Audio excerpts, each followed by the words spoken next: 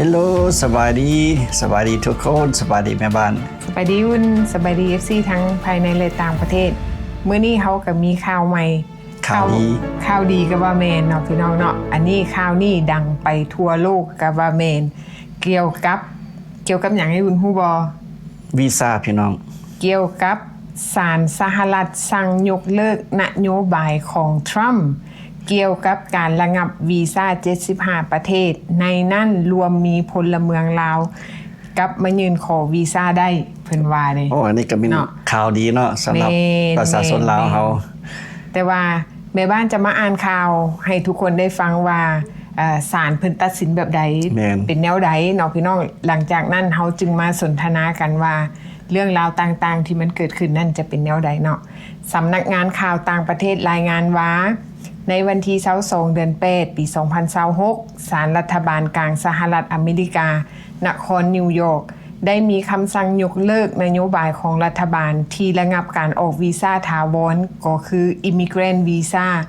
ให้แก่พลเมืองจาก75ประเทศซึ่งในนั้นรวมมีประเทศลาวเฮานำคำตัดสินนี้ถือว่าเป็นข่าวดีสำหรับชาวลาวและพลเมือง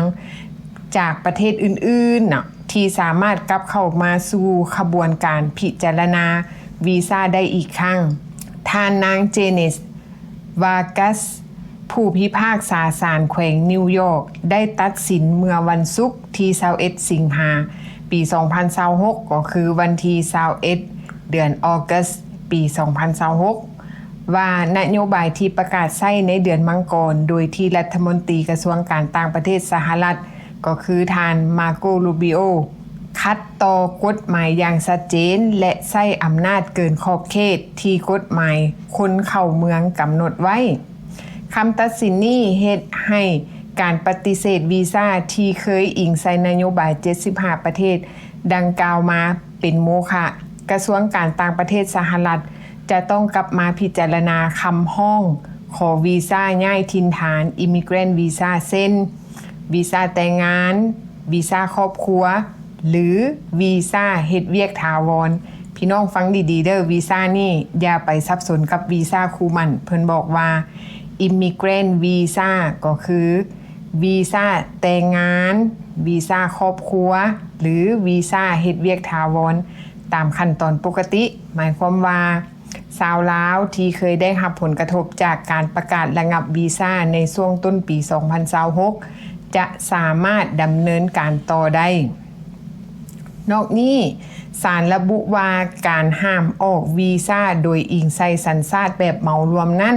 เป็นการละเมิดกฎหมายคนเข้าเมืองและสัญชาติในปี1965ซึ่งห้ามบ่ให้มีการจำแนกสัญชาติในการพิจารณาวีซ่าการตัดสินใจให้วีซ่าต้องขึ้นกับการพิจารณาเป็นรายบุคคลของเจ้าหน้าที่กงสุลซึ่งนโยบายนี้เคยถูกนำมาใช้ในเดือนมังกรปี2026ซึ่งผลเฮ็ดให้กระทรวงการต่างประเทศของสปป.ลาวต้องออกแจ้งการเตือนให้ประชาชนลาวงดเว้นการยื่นคำร้องขอวีซ่าสหรัฐชั่วคราวโดยทางการสหรัฐเคยอ้างว่าพลเมืองจาก75ประเทศดังกล่าวมีความเสี่ยงที่จะเข้าไปพึ่งพาสวัสดิการของรัฐการยกเลิกนโยบายในครั้งนี้จึงเป็นการปลดล็อกข้อจำกัดสำคัญสำหรับผู้ที่ต้องการเดินทางไปตั้งถิ่นฐานในสหรัฐอเมริกานั่นเองเนาะอันนี้แม่บ้านจะมาสรุปรวมหมายความว่าที่ผ่านมานั่น75ประเทศซึ่งว่ารวมมีประเทศลาวเฮานำเนาะได้มีการยกเลิกหรือว่าได้มีการโจ๊ะเพื่อที่จะบ่ให้เฮาขอวีซ่าเพื่อที่จะเข้ามาอยู่อเมริกาแบบถาวรหมายความว่า Immigrant Visa นี่เป็นการขอสำหรับคนที่ว่ามาแต่งงานคนที่เข้ามาอยู่แบบครอบครัวคนที่เข้ามาอยู่เฮ็ดเวียกเนาะก็คือยกตัวอย่างว่าคือแม่บ้านเป็นคนซิติเซนแล้วจะเรียนหนังสือเอาพ่อแม่มายามขอแบบ Immigrant Visa หมายความว่ามันจะมีฟอร์มพิเศษของมันสำหรับที่จะขอ Immigrant Visa เนาะฟอร์มนี้เขายืนเข้าไปแล้ว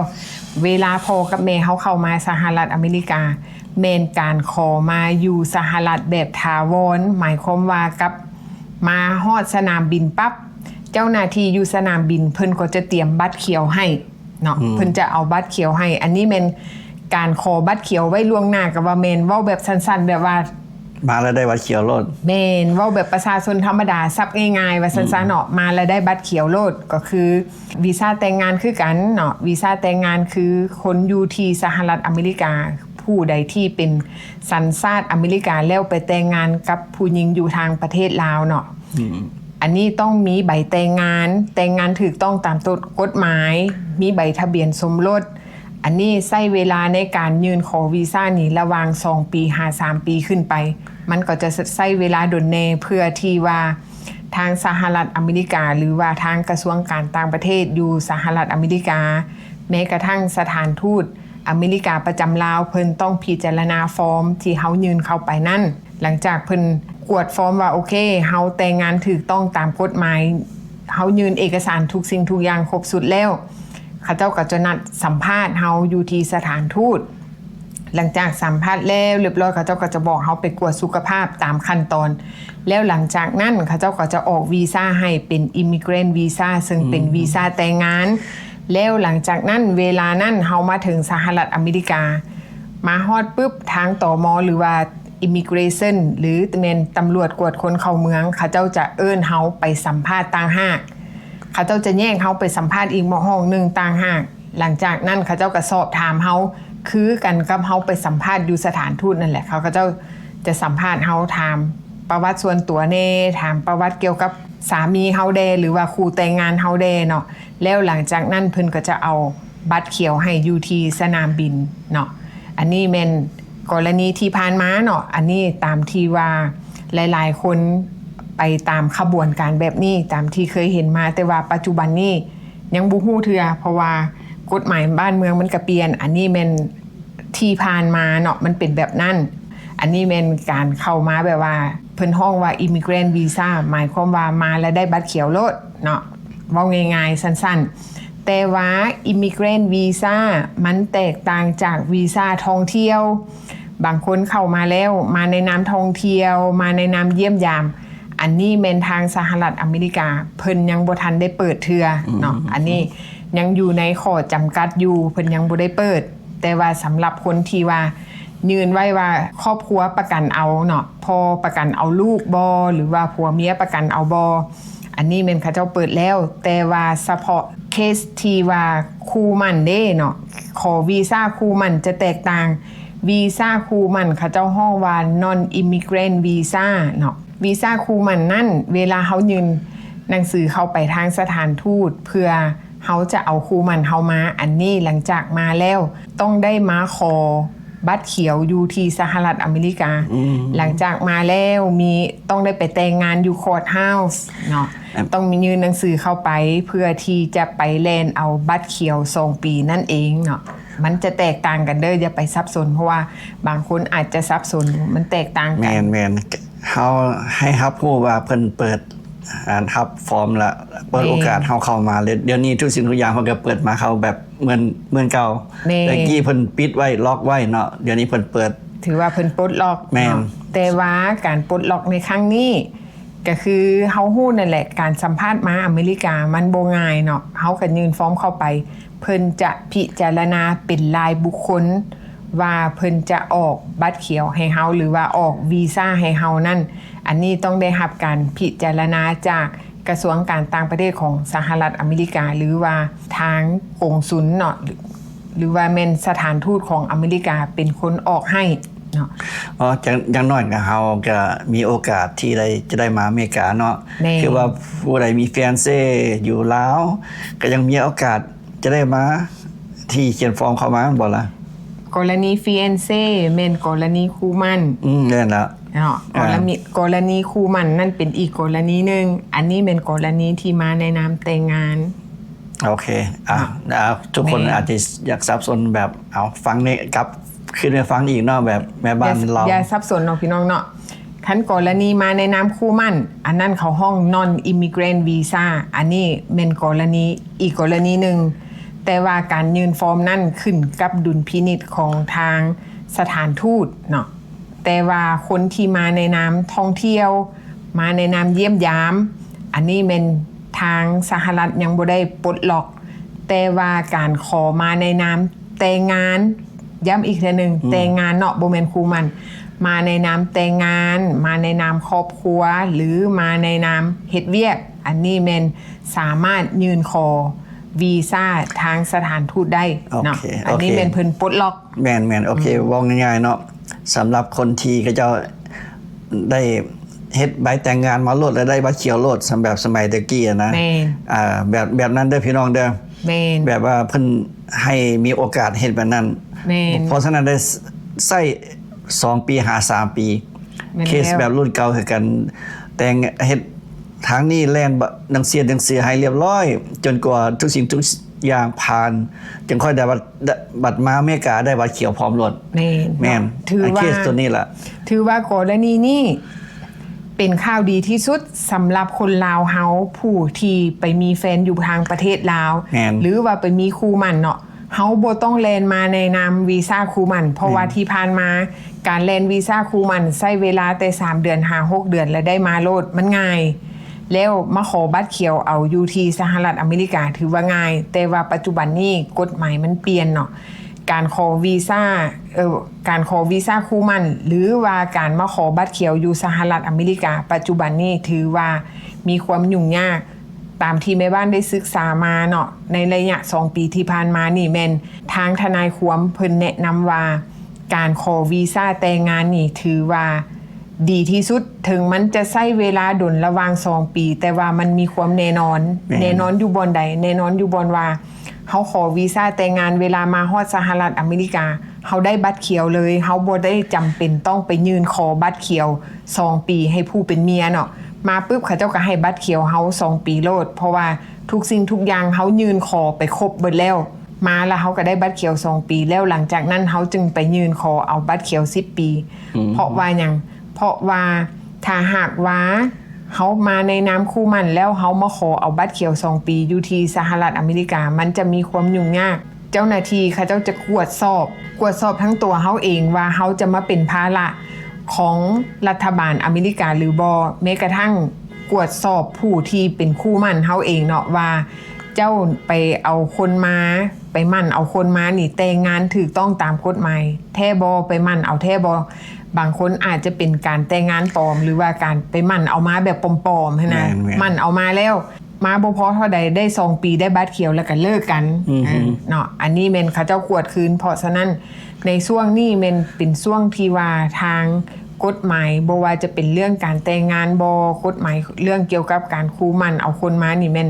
ปัจจุบันนี้เจ้าหน้าที่ไอซ์เขาเจ้ากำลังกวดแบบเข้มงวดที่สุดเนาะเพราะว่าตอนนี้เขาเจ้ากำลังกวดเกี่ยวกับเรื่องที่เฮาฮู้เนาะเรื่องที่ว่าโอเวอร์สเตย์บัดนี้มันก้าวมาหาคนที่แต่งงานเดี๋ยวนี้เขากำลังกวดคืนเบิ่งว่าผู้ใดแต่งงานปลอมเนาะเพราะว่าอันนี้เขาเจ้าค้นคืนเนาะท่านผู้ใดแต่งแท้แล้วก็แล้วไปเพราะว่ามันมีจำนวนหนึ่งที่ว่าแต่งงานปลอมแล้วเขาเจ้าก็จับไปแล้วเนาะอันนี้ทุกคนก็ต้องได้ระวังช่วงนี้เฮาต้องได้ระวังเป็นพิเศษถ้าหากว่าผู้ใดที่ว่าตกอยู่ในกรณีนี้ก็จะเฝ้าห้างกันเทื่อเนาะให้อดใจเย็นๆเนาะอยู่ไปซะก่อนเนาะอยู่น้ำกันไปก่อนหรือว่าจะแยกกันอยู่ไปซะก่อนอย่าบ่เฝ้าไปขึ้นโฮงขึ้นศาลกันเทื่อสำหรับคนที่ว่าบ่ได้บริสุทธิ์ใจแต่ในการแต่งงานนะอันนี้เขาก็ฮู้ว่ามันเกิดขึ้นกับหลายๆคนสำหรับที่เฮาฮู้ข่าวมาเนาะเกี่ยวกับก็ย่อมาถามนำเนเบอร์เลยแม่นอยู่จะสิแยกอยู่เฮาต้องได้อยู่นำกันเด้ก็ยังมาถามว่าโอ้2ผัวเมียก็อยู่นำกันบ่ก็จะสอบถามถึงปานนั้นเด้เพราะฉะนั้นเฮาก็เตือนกันซื่อๆดอกพี่น้องก็เตือนกันไว้เนาะเพราะว่าเฮาจะได้เตรียมว่ามีหยังเกิดขึ้นต่อไปแม่นแล้วเนาะคือบางคนว่าโอ้แบบว่าแต่งงานกันบางคนแต่งงานกันแล้วบอกว่าเฮาได้ยินมาเนาะว่าบางคนว่าไปฟ้องว่าแต่งงานปลอมแล้วไปฟ้องคันสมมุติว่าเจ้าไปฟ้องเนาะเจ้าก็ติดคุกดีบ่ดีเจ้าถูกเพิกถอนสัญชาติแล้วเจ้าก็ถูกเนรเทศแม่นบ่คุ้มค่าเด้อพี่น้องเด้อบ่คุ้มค่าเด้มันคือสมมุติว่าแม่บ้านมาอยู่สหรัฐอเมริกาแล้วแม่บ้านอยากอยู่เนาะคือมาในนามท่องเที่ยวเลยอยากอยู่แล้วไปจ้างไอ้วุ้นซะเนาะจ้างไอ้วุ้นแต่งงาน บัดนี้อุ่นเกิดบ่พอใจ ก็ไปฟ้อง คือสั้นไปฟ้องหรือว่าเกิดหึงหวงเขาบ่หรือว่าไปฟ้องว่าแต่งงานปลอมหรือ อยากแก้แค้นบ่ แก้แค้นคันเฮาไปฟ้องตัวเฮาก็มีโทษได้บัดนี้อาจจะเพิกถอนสัญชาติถูกใหม่อีกใหม่บ่แม่นถือติดคุกถูกถอนแล้วสิได้ถูกดีพอร์ตอีกได้บัดนี้แม่นแล้วมันบ่คุ้มค่าเด้อสำหรับเฮาสิคิดสั้นแบบนี้แม่เนาะคันสมมุติว่าเจ้าพอใจที่จะซอยที่จะแต่งงานกับซอยให้ไปตลอดรอดฟังซะเนาะจังได๋ก็คนลาวคือกันเนาะอุดหนุนซอยกันไปคันสมมุติว่าเจ้าไปฟ้องเขาเจ้าก็ฟ้องความโง่ของตัวเองถูกติดคุกพร้อมเนาะถูกส่งแม่นบ่คุ้มค่าดีบ่ดีเจ้าถูกในประเทศอีกซ้ำเนาะแน่นอนผิดกฎหมายอีกแม่นจะเฮ็ดผิดเดียวกฎหมายถูกเพิกถอนสัญชาติแล้วก็ถูกดีพอร์ตบัดนี้เป็นแล้วเนาะเพราะว่ามันเกิดมีกรณีแบบนี้ขึ้นมาอันนี้เฮาก็มาเล่าให้ทุกคนได้ฟังเพราะว่าได้เล่าแล้วก็เล่านิทานอีกอันนึงเนาะปิดท้ายมีคนลาวเฮาเนาะเคยรับจ้างกับว่าแม่นเนาะเพราะว่าอยากซอยรับจ้างผัดไปรับจ้างคนต่างชาติคือสมมุติว่าอันนี้เป็นสมมุติเล่านิทานเนาะสมมุติว่าคุณเป็นคนสัญชาติอเมริกาบัดนี้มีคนต่างประเทศหรือว่าคนประเทศจีนซะเนาะสาวจีนมาจ้างไอ้บุญว่าโอ้ค่อยขอจ่ายให้เจ้าขอเพียงให้เธอค่อยได้บัตรเขียวจ่ายเงินให้จำนวนนึงทางอุ่นนี้ก็ยอมแต่งงานเพราะว่าอยากได้เงินวันนี้มีมื้อนึงอุ่นนี้ผัดไปพบฮักกับแม่บ้านซะเนาะอุ่นนี้ไปพบฮักแม่บ้านอยากมาขอเลิกกับสาวจีนว่าค่อยอยากได้อิสรภาพของค่อยคืนเฮามาหย่าห้างกันเถาะเพราะว่าค่อยได้ไปพบฮักแท้ของค่อยแล้วค่อยอยากไปแต่งงานกับคนฮักของค่อยสาวจีนบอกว่าคันเจ้าอยากเลิกกับข่อยจะต้องได้จ่ายเงินมาให้ข่อยคืนเพราะว่าคันเจ้าอยากยาห้างน้ำข่อยเด้จะต้องได้ไปเซ็นใบยาห้างให้ข่อยบัดนี้จะเป็นหากก็บ่ได้เซ็นนะบัดนี้เจ้าก็ต้องได้จำเป็นจ่ายคืนเงินที่คนจีนจ่ายให้เจ้าสมมุติว่าจ่ายให้เจ้าซะ 5,000 บัดนี้เจ้าคิดว่าโอ้บ่เป็นหยังดอกเจ้าไปพ่อฮักแท้บัดนี้เจ้าอยากมาบอกเลิกสาวจีนเพราะว่าเจ้าอยากได้อิสรภาพเพื่อเจ้าอยากได้ไปแต่งงานสาวจีนบอกว่าคันเจ้าอยากเลิกกับค่อยสิเซ็นใบยาห้างให้เจ้าแต่เจ้าต้องจ่ายให้ค่อยคืน 10,000 เพราะฉะนั้นเจ้าก็จำเป็นต้องได้ยาห้างเพราะว่าเจ้าได้ไปพ่อฮักแท้แล้วเจ้าอยากได้เมียเจ้าก็ต้องได้จำเป็นสุดท้ายแล้วนิทานเรื่องนี้สอนให้ฮู้ว่าไผโง่ไผฉลาดผู้ชายแล้วโง่เพราะว่าเจ้าบ่คิดว่าคนที่เจ้าซอยนะสิกลายเป็นงูพิษมาหักหลังเจ้าเข้าใจบ่ผู้นั้นก็ได้บัตรเขียวแล้วก็ได้เงินคืนอีกแม่นแล้วผู้นั้นจนได้เป็นสัญชาติได้ซิติเซนแล้วแล้วก็ได้เงินคืนพร้อม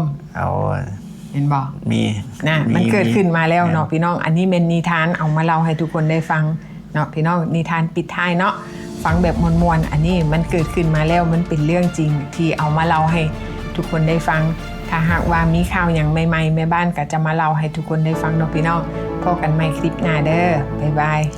ย